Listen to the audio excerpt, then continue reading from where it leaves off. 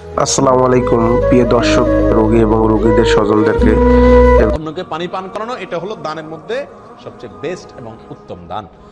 তো এই হাদিস এবং গাড়ি চালক এবং হেলপার পথচারী আজকে ভান্ডারিয়া শনিবার হাটবার গেছে, অনেক মানুষ ছিল, তাদের মাঝে অনেক পানি এবং স্যালাইন এবং তাদেরকে পানি মানুষকে কি করানো?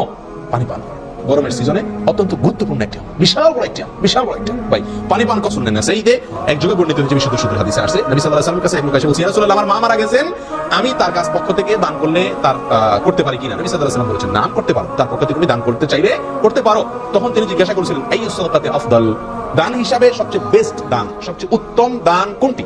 নবী সাল্লাল্লাহু আলাইহি ওয়াসাল্লাম তখন তাকে বললেন, সাকিয়ুল মা, মানুষকে পানি পান করানো। মানুষকে কি করানো?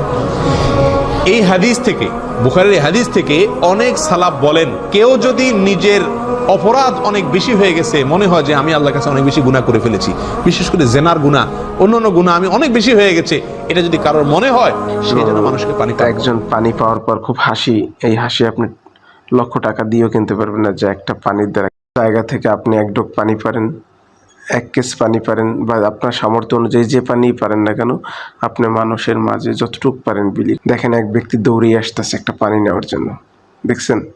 দেখেন, এজন্য যে যতটুকু করেন।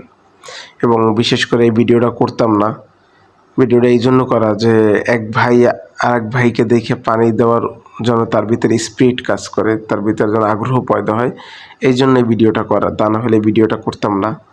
এই জন্য আসেন, আপনার জায়গা থেকে যে যেখান থেকে পারেন মানুষকে সহযোগিতা করেন। অনেক তাপমাত্রা,